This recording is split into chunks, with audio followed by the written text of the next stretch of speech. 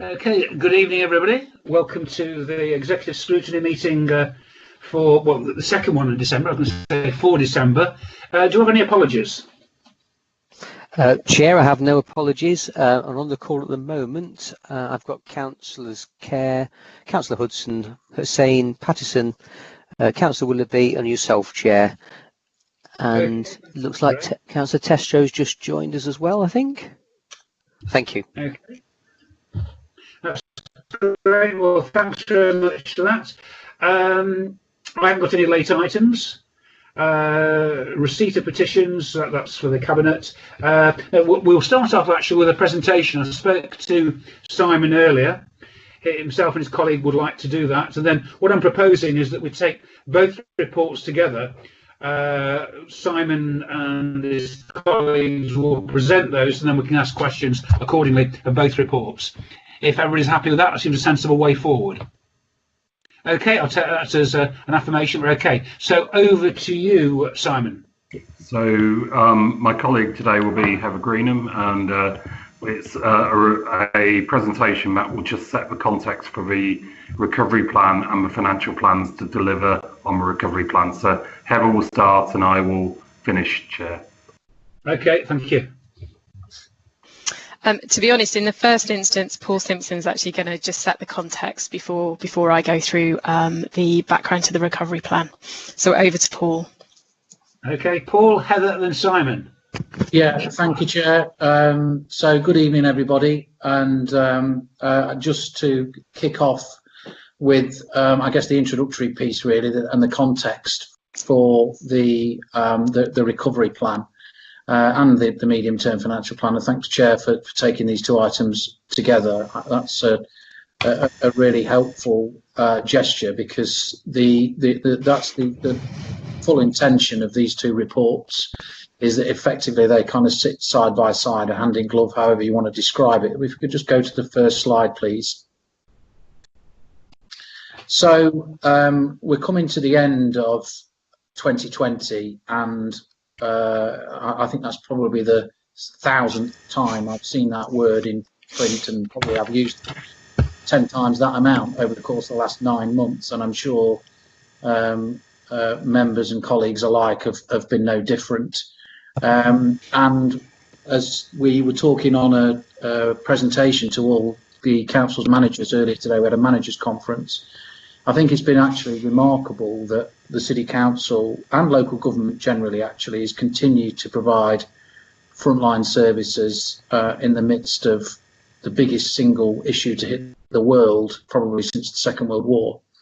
And on the back of that, I think it's also really, really important, and I said this from pretty much from day one actually, when we were in the jaws of the initial jaws of the pandemic, about looking forward as a city council and more broadly as a city to what would happen post pandemic. And clearly within the last month or so, we've had the really, really positive news about the availability of a vaccine, and we begin to see that rolled out within the last few days, and that is fantastic news for everybody across the earth. That's not overstating it. I think it's hugely significant in terms of beginning to return the world to something like normality.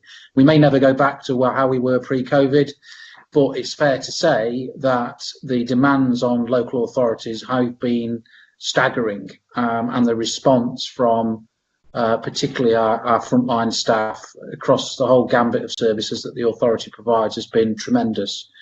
And in my first 9 months as a permanent chief executive of the City Council, I couldn't be prouder actually of the response from all of the staff and all my team, and I'm incredibly grateful, and I've said that many times as well, for the support that my senior team in particular and members have provided to me in that time, and also partners.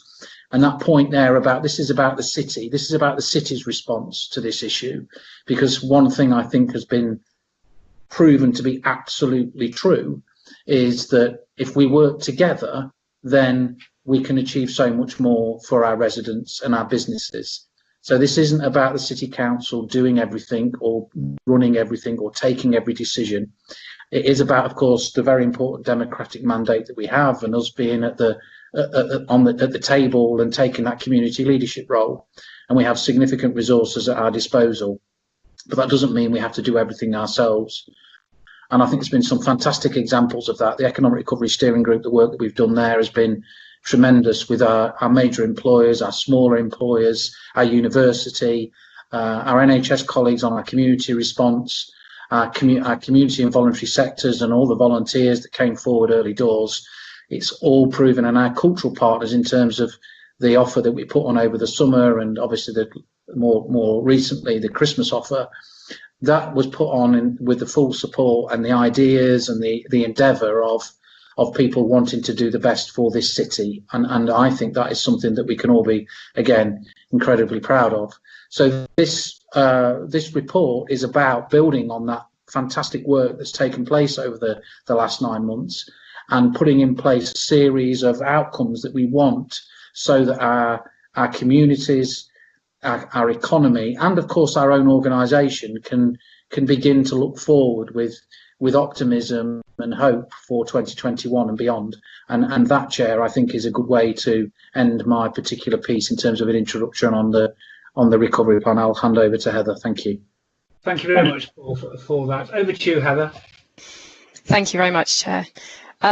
So if we move on to the next slide, please. I think Paul set the scene really, really nicely there. I mean, we are still in a response mode around COVID, but the need to look ahead to understand what the impacts have been to date and what the impacts are likely to be are really, really important for us if we are going to support our city to recover. There have been a number of impacts. I don't think any area has been unaffected, both positively and negatively. What we tried to do with this slide, and we have done the same in the recovery plan itself, is just try and set the scene around some of those impacts. So initially, we've seen the health impact. So we know that there's been over 8,000 confirmed COVID cases in the city, with sadly over 300 lives lost. And we know that there are health inequalities, that have been kind of highlighted as part of that. If we look beyond that, we know there's also been economic impacts. So whether that be on the particular industries within Derby, so aerospace, hospitality, manufacturing. We know that, for example, there's been over 6,000 redundancies, up to about a third of the workforce were actually furloughed at one point. And we know, for example, that unemployment is going up, and particularly from a youth unemployment. We know also that there are a number of community impacts. So whether that be in terms of mental health, self-isolation, homelessness, but also we've seen some real positives around volunteering, and the community spirit that emerged during the pandemic has been absolutely fantastic. We know that that the impact at community level is driving up demand for our services, and we see that reflected in terms of the medium-term financial plan that we'll come on to, in terms of both from a children's perspective and from an adult social care perspective. If we can move slides, please. Thank you. So I guess what we've tried to do is just set the scene in terms of these impacts. These are just emerging impacts. We know that there will be more, and that's one of the reasons why we feel the recovery plan is very much a starting point. We know that there is more to come, and we know we need to adapt. I would just emphasise that from a financial point of view, we know that this is already having an impact, and again, that is something that we've reflected in our medium-term financial plan. But as Paul has mentioned, we also know that the council has responded, alongside its partners magnificently, and we have been as flexible as possible in terms of reallocating colleagues to support the effort overall, and we need to continue to be as flexible as we can going forward. Moving on, please. Thank you.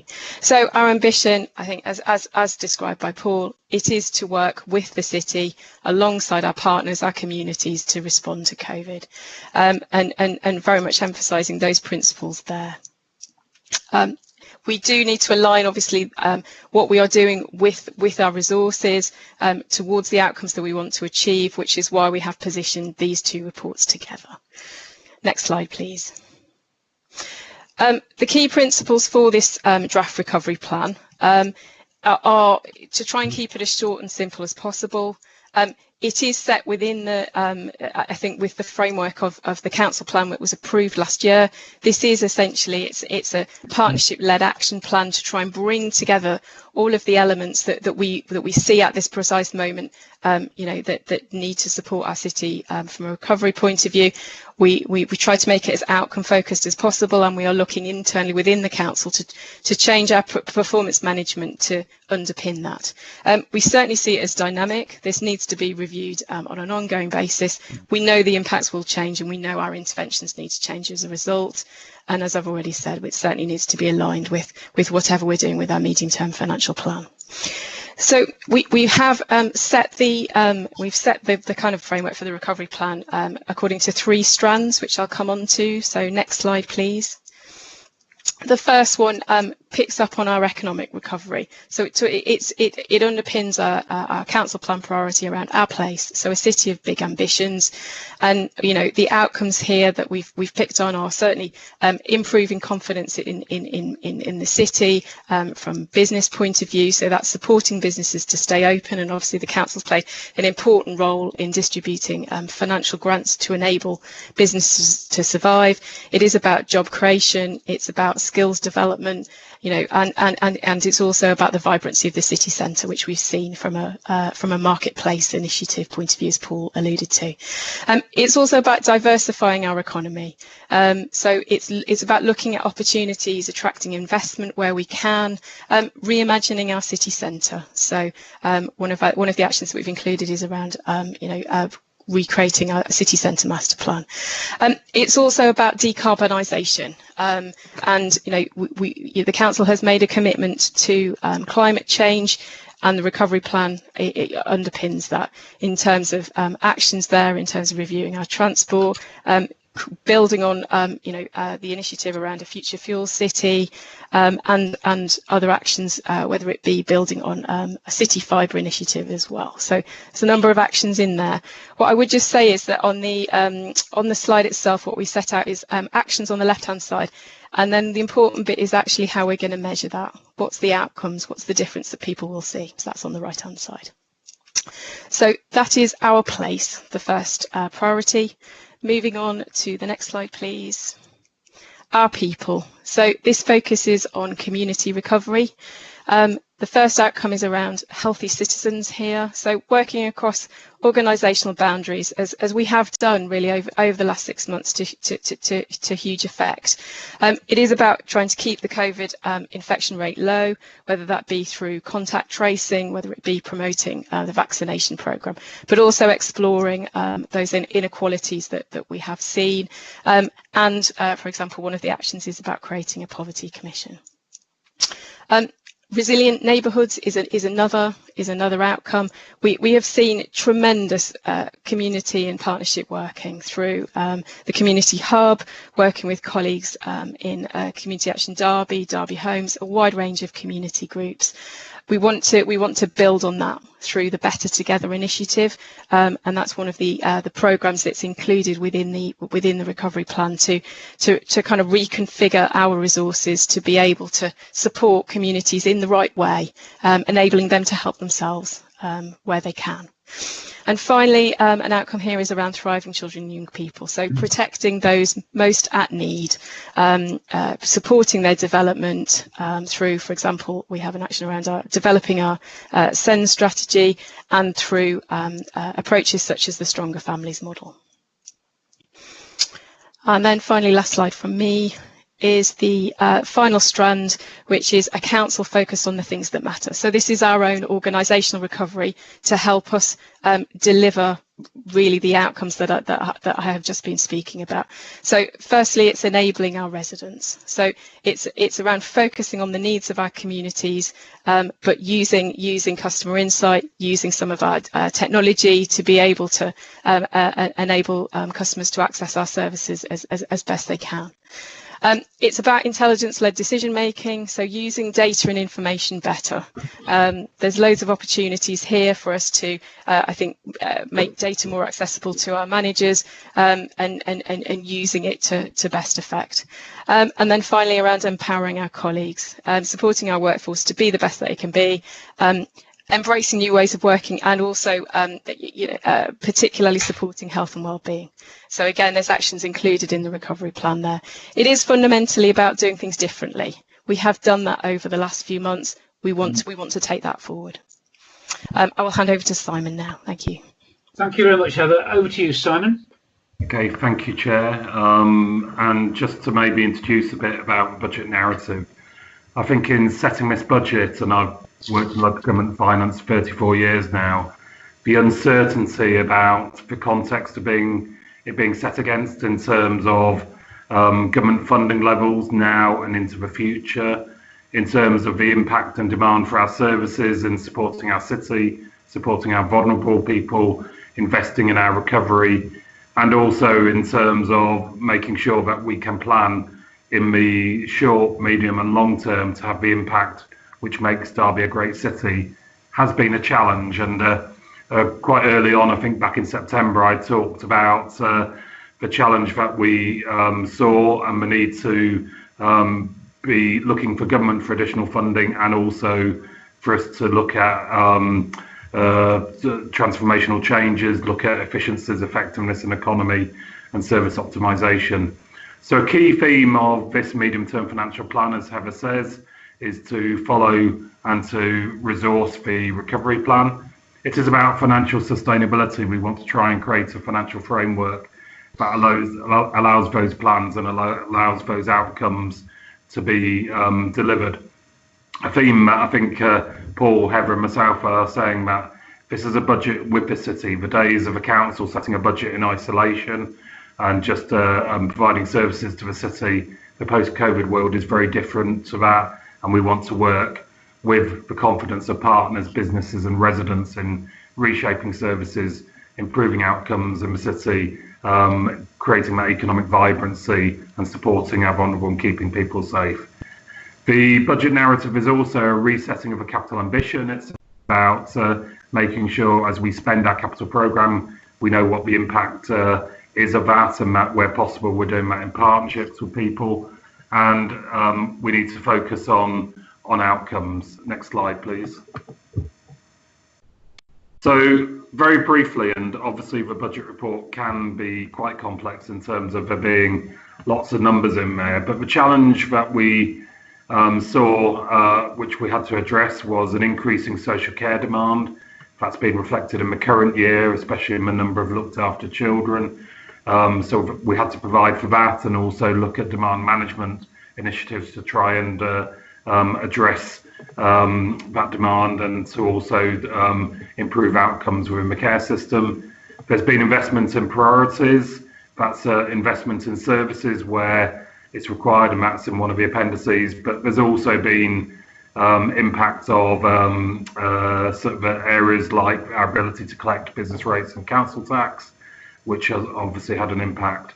There's been a direct impact of COVID-19 in terms of extra costs for services and loss of income in some of our key areas like parking and leisure. And then there's other pressures, including inflation, pay awards. So those add up to just over 27 million. So the challenge as we prepared the medium-term financial plan linked to the resource recovery plan is that we had to look at a mixture of lobbying and securing additional government funding. And prior to the local government finance assessment, which we expect later this week, we're expecting additional government funding of about 12.9 million, so roughly half of the pressures that we're facing. The government allowed councils in the comprehensive spending review to increase council tax by 2% for core services and up to 3% for social care precept. The medium-term financial plan assumes that we will do the 2% for core services and 2.5% for the social care precept, leaving 0.5% for next year. And then there's a mixture of savings, income and efficiencies of 12.3 million. And there is a one-off use of a business rates smoothing reserve to support the budget this year, but there is no recurrent use of reserves, which I think is a tremendous achievement for this council when many councils in the country are struggling to balance their budget without use of reserves. Next slide, please. So the key messages from the MTFP is about a strategic approach to services partnership and resource allocations. This is not a salami slice. It's not that I gave the same target to everyone. It's about the concept of everyone contributes, and that's been the message with our budget holders. It's been the message reinforced by the portfolio holders, and hopefully it's a message that everyone on this call will support a more strategic approach to make sure that we're efficient, effective and economic in the use of the public pound. There's been investment and priorities, and especially our key priority of keeping people safe and supporting the vulnerable. It's a balanced budget with no recurrent use of reserves and a 4.49% increase in council tax, as I said. But if you remember the icons just earlier in the presentation, there is increasing demand and potential for increased hardship in the city. So the budget includes an additional 500,000 to support people in hardship through the single discretionary award. And 70% of Derby households have an increase of less than £1 per week, and a lot of those in Band A and Band B, or a proportion, are in receipt of council tax support, which means that they will have to contribute less than that. Next slide, please. So the MTFP themes that we worked on, as I said, it's a thematic and strategic approach, were the digital agenda around digital customer and digital intelligence. It's about property rationalisation, making the best use of our assets. It's about transforming cities and transport and the whole climate agenda and decarbonisation agenda that we mentioned earlier. It's about demand management. It's about a better together community working model. And it's about service optimisation and effective, efficient and economic services. And we're beginning, or we're carrying on the journey on here, but we do think that in the next year, a number of these themes will deliver better outcomes, but the resources that we will deploy into each of those will be realigned to meet some of the sort of targets of the recovery plan and the council plan. Next slide, please. The other thing that you can probably see in the capital in the report is a capital programme of over £300 million. Over the past year, there's been a refocus in where the capital resources go. It's about capital impacts, a smart park on the Old Selham East side, securing external funding and putting in some council resources in order to secure 4,500 jobs. The picture on the left-hand side, bottom left, is the Advanced Manufacturing Research Centre on Infinity Park. That's bringing highly skilled jobs, diversification, high technology jobs, which hopefully will have a ripple effect throughout. There's the Beckettwell Arena, Performance Arena on the bottom right, a 45 million investment to secure over 10 million of gross value added economic benefit to the city. And then the top right hand picture being the river, obviously the OCOR scheme, which is about flood defence, but also developing the river, both for regeneration and benefiting from that blue corridor of the river and green corridors. Other pictures that I could have put up there include more ways for health and well-being. And what we're intending to bring forward next year is a capital strategy, articulating the capital ambition for the future. There's provision in the budget for some prudential borrowing costs attached to that, which really link sort of to the impact that we will achieve for the residents and businesses of Derby, but also tackles issues of financial sustainability, vibrancy, and everything else. Next slide. So just to summarise, and thank you to the chair for giving us the opportunity to put it in context, is that the Council Cabinet will consider the budget and draft recovery plan tomorrow night. We intend to share with key partner forums such as the Economic Task Force, community boards, partnership boards. We also engage with young people and the business community. The public consultation will go live, it's subject to Cabinet approval on Thursday and run until the 17th of January. and subject to consultation, Cabinet will recommend a budget to Council on the 10th of February with the Council and Council tax setting at the end of February. So in summary, Chair, I think this is an aligned recovery plan and medium-term financial plan. There's a lot of detail in both reports, and we're happy to take questions, but I will point out that there will be a scrutiny in mid-January, which is traditionally where we'd have a more forensic look at the budget. This is really setting the context for the consultation. Thank you, Chair. Thank you very much, Simon. That's very interesting, and certainly as far as officers are concerned, I feel, and I'm sure members would agree, officers are doing their level best to try to help the city in very, very difficult circumstances. As Simon also said, that we are going to have a special executive scrutiny meeting in January when we can discuss the budget proposals in some detail, and that will allow you time over your Christmas pudding and Christmas dinner to read those papers in full. I just want to make a couple of comments, and I'm not going to go into great detail tonight, but I think there's a couple of comments that need to be said, and I will take other comments after that. I mean, these plans are quite fulsome and I think very aspirational, and generally I think there'll be general support for them.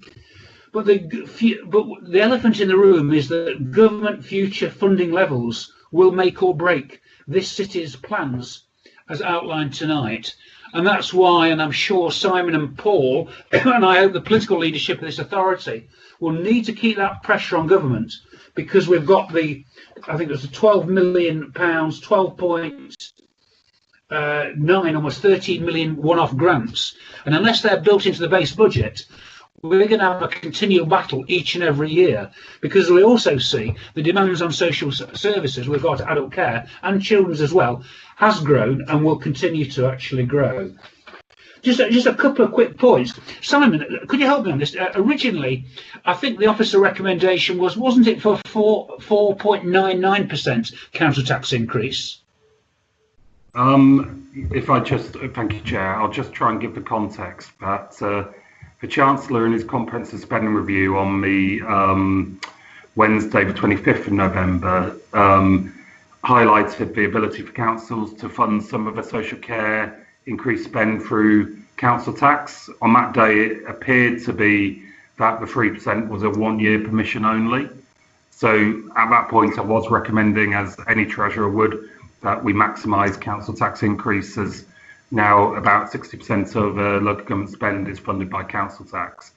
By the Friday of that week, the government gave guidance to local authorities that we could spread that over 2 years, which meant that I was able to do some modelling for the Cabinet on that, and they also gave some clarity about some one-off funding to help in respect of council tax support, so people in respect of the council's advice. So my advice to the Cabinet, included in this report, and obviously Cabinet will consider it tomorrow night, is that we can balance the budget with a 4.49% increase, and the remaining 0.5% that we could have levied, we plan to levy next year on top of our assumption of 1.99%. So in 22-23, it's a council tax levy in here of 2.49%. So it was government flexibility in modelling that I did following the Chancellor's announcement.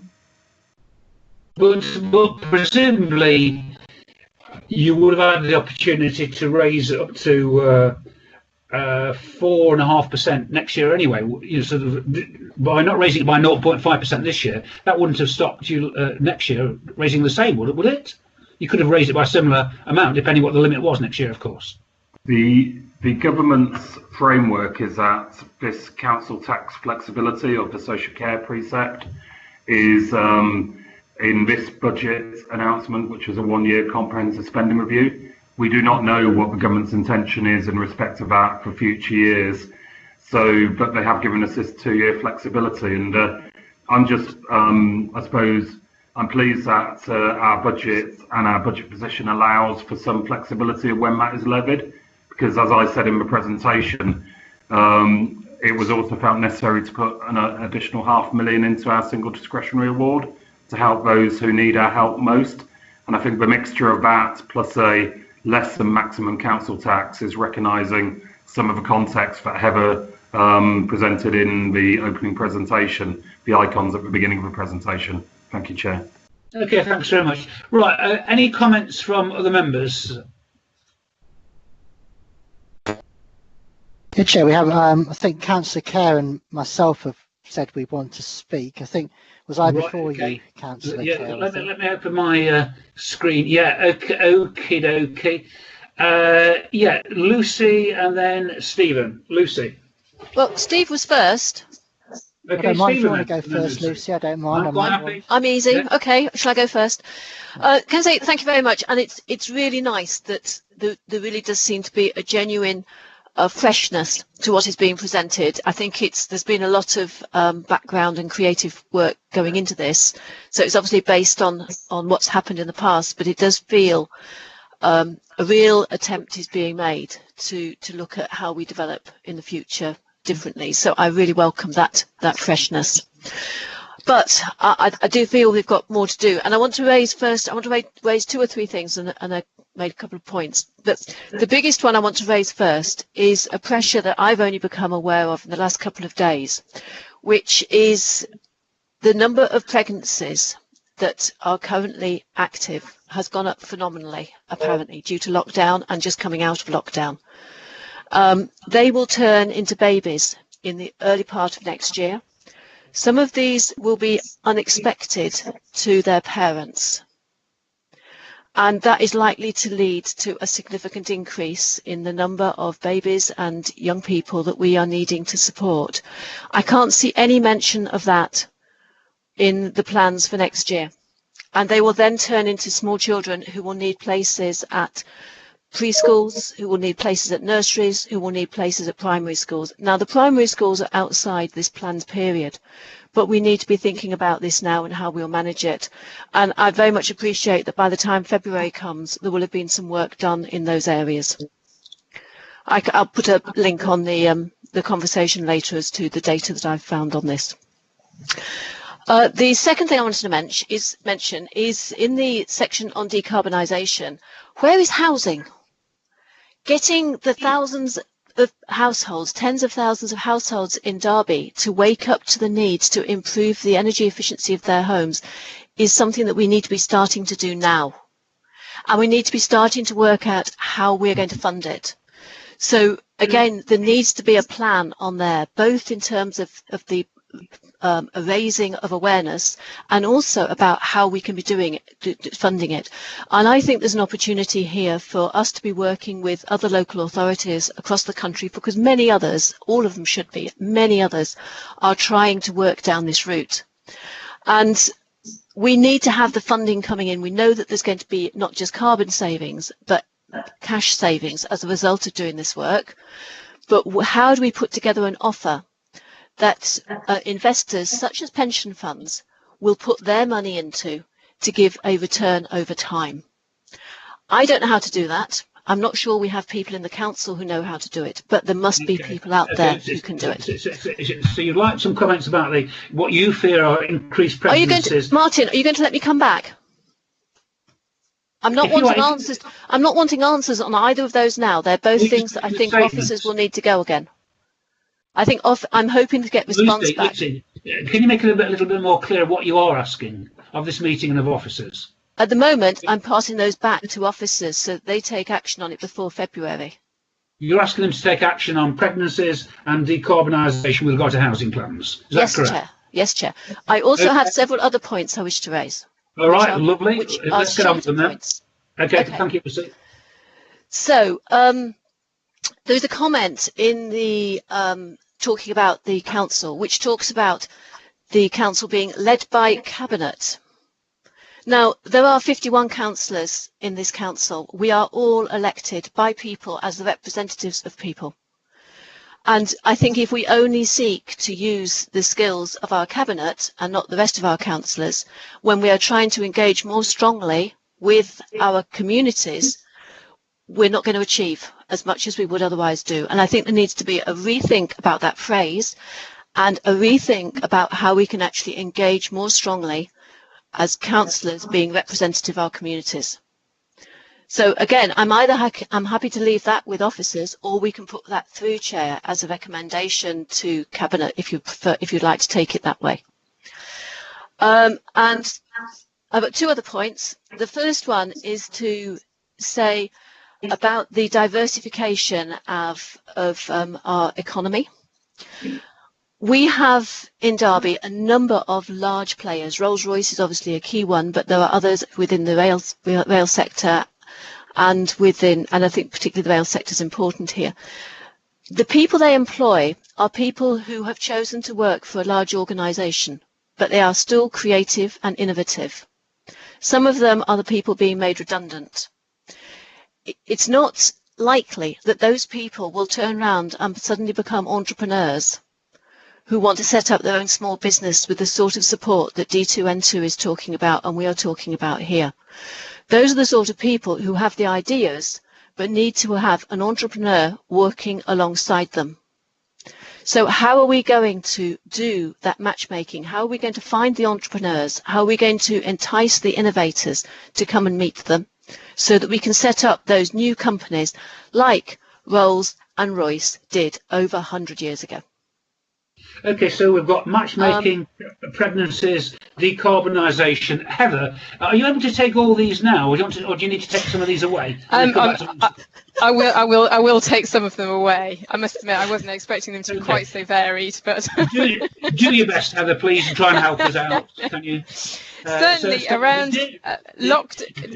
Deal with what you can tonight, and then if not, we'll promise Lucy that on those issues, somebody will get back to her. Okay, thank you. Heather, over to you, Heather. That's fine. So lockdown babies, we're certainly aware that that's a trend, and I have seen data around that. So whilst it's not a specific impact that we've picked up on, we are certainly aware of that, and that will feed into all of the school-placed planning projections that we do, because we update those obviously during the course of the year. So that is very much on the radar, Lucy. I mean, we can have a look at how that is reflected in the recovery plan itself. I was going to say I've now completely forgotten what the other ones were. In terms of housing, yes, I'm absolutely happy to take that forward. I know around energy efficient housing, that is actually a longer term, I will double check, but I think it's a longer term action in our overall council plan, so the 4-year council plan. But again, if we feel we need to emphasise that, happy to take that on board. I mean, that's the purpose of the consultation period. In terms of the led by cabinet aspect, I'll review the wording of that. I mean, I'm happy to take advice on that one. And then finally, around the kind of the matchmaking aspect. I mean, this is absolutely the type of work that the Economic Recovery Steering Group is doing and undertaking in various ways. So again, I'll take that away and see whether that's something that we can reflect. Thanks, Heather. Can you take on board? I see Paul Pence put a comment here. Can you read that on the screen? I don't know if you want to address that now. Take that away, or. Absolutely. No, it isn't just around the large companies. It's there is work ongoing with small and medium-sized companies. Absolutely. That's great. Thanks, Heather. Stephen. Stephen, over to you, please. Yes, thanks, Chair. Just starting my video there. Hold on a sec. Yeah.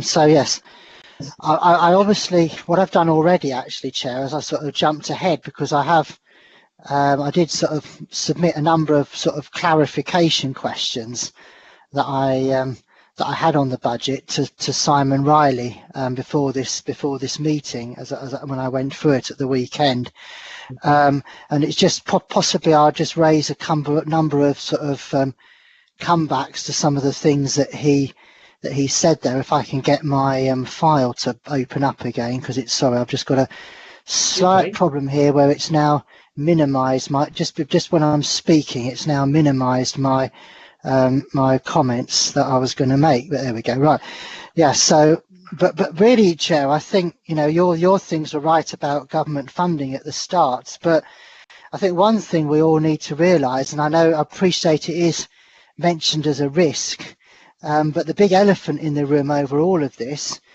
is the uncertainty over Brexit, because we still don't really know whether we're going to have a deal or no deal, Chair. And if you don't mind me saying, this promised oven ready deal it's turned out to be half cooked and half baked, really. And as I heard one media outlet put it last week, sort of shredded to cinders. So I really am concerned about the thing we should have in the background, and maybe when we know a bit more we can return to this in a meeting in January and subsequent discussions on the budget, is what the hit to our local economy is going to be from Brexit, particularly if we get that no deal Brexit, which would be a nightmare scenario for us all. Sorry, this thing's gone. Oh, I hate this laptop. Right, and it goes funny again. So a number of just sort of things I'd be interested in some sort of clarifications on. Is firstly from Heather. She mentioned in a speech around the sort of updates around performance monitoring. So I'd be not necessarily now, but I'd be interested in what that's going to take, particularly putting my hat on as Chair of Audit and Accounts.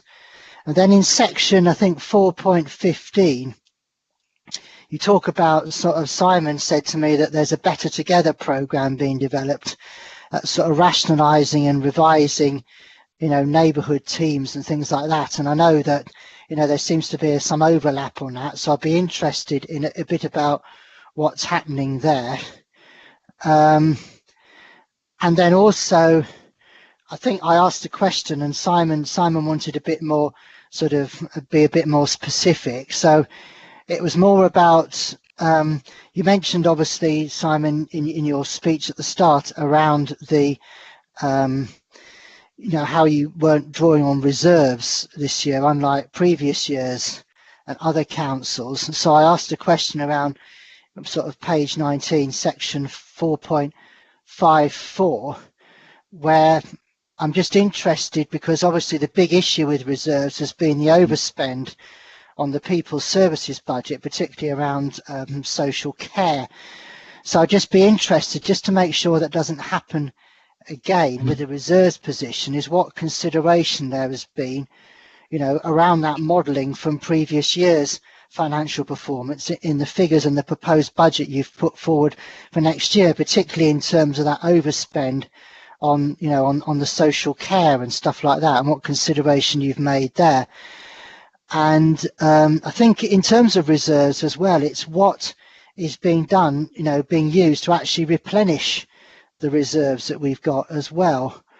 And then you mentioned around 4.56 at the bottom, around, I said about where does holiday provision of free school meals fit in to the whole budget as per the council resolution, and you said that's a sort of suggestion of the executive function, but surely isn't it the cabinet that sort of brings forward proposals to full council? So I'd have thought that should be in there somewhere, because that is going to be a cost to have to do that. And then I was interested also in, and we might even suggest we take this forward a bit, depending on the answer that we're given, but in section 4.84, you talk around the big highway, planting highway trees and the benefit of trees, which is a good thing to do.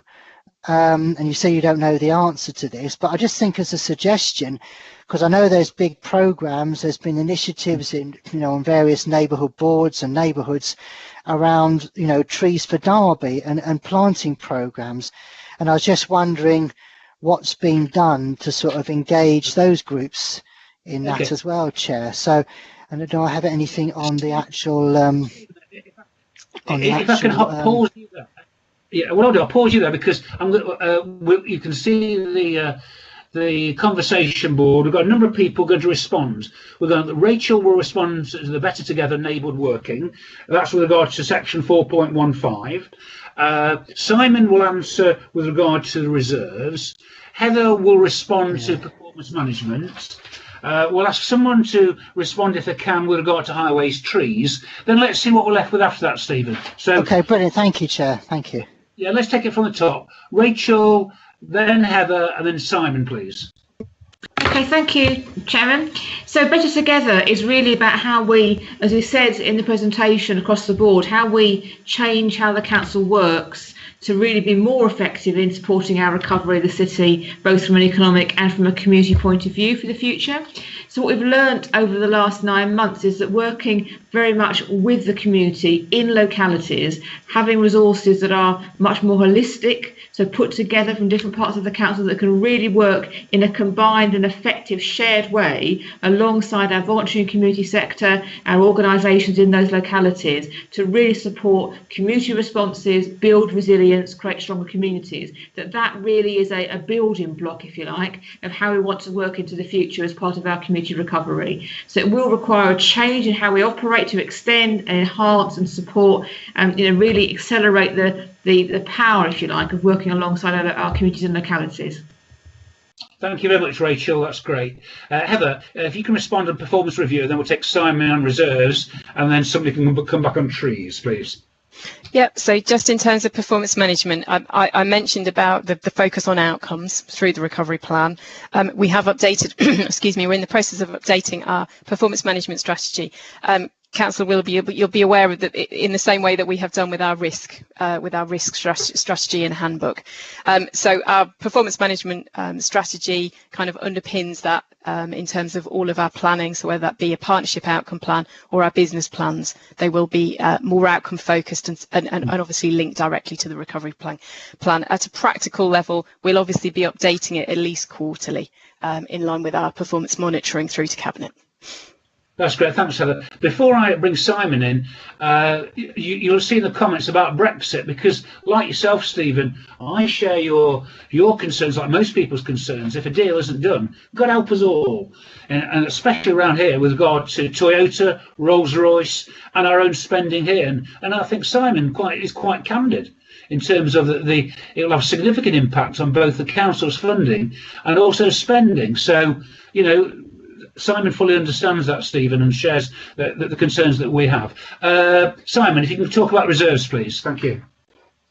Thank you, Chair. And just to give context, that's not a political view, but was in the body of the report attached to risks that we said as and when we have more clarity on Brexit, we will have to update it as certainty becomes clearer. Just to clarify that wasn't a political judgment. No. Not at all. Okay, thank you. In terms of reserves, if you remember the first bit of my presentation, I talked about financial sustainability, and a key tenet of financial sustainability is planning to live within the funding available. And the budget this year has no recurrent use of reserves. However, having said that, we have had a drawdown on reserves for the past 3 years, including the current year, primarily in respect of a growth in looked after children numbers from about 470-ish in 2018 to the mid 600s now.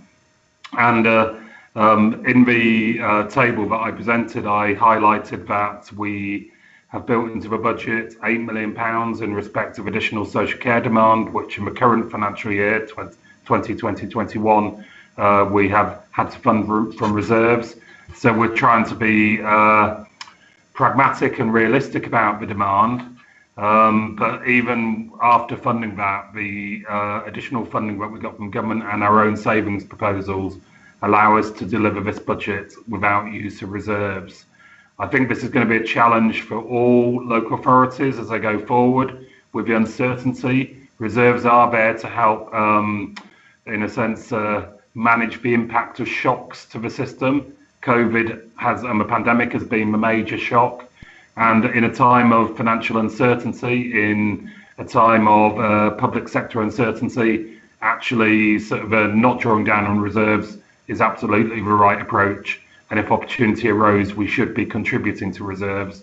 But in setting the budget for the next 3 years and a 1-year government funding announcement, I think the best position we can be in is that our plan for next year, matched by the government's certainty of funding, is that there is no recurrent use of reserves.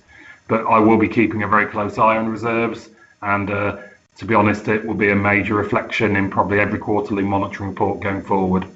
The fourth question was in respect of highways trees. I think I committed to going back to Councillor Willoughby, but I did highlight that highways trees often require highways access, as opposed to community groups being able to support the planting of those, but we will come back and give an answer to all the committee in respect of highways trees. Thank you.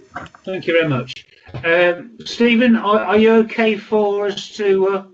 Yeah, can I just say, I don't think he sort of elaborated fully on my query about the modelling or sort of consideration of previous years when they set the budget for this year's. I was particularly thinking in terms of the overspend there's been in social care, Chair, as well. And the other, I had some other comments which I'd made as as comments on the sort of actual recovery plan. But what I propose to do with those, because they're sort of detailed ones, because Simon got back to me on the MTFP, but I didn't get anything back on the Appendix 1. So I'll email that to Heather at the end of the meeting, because it's a number of little suggestions and stuff, and then Heather can work through those offline if that's okay with everybody.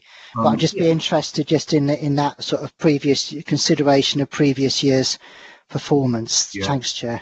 Okay, Simon, over to you.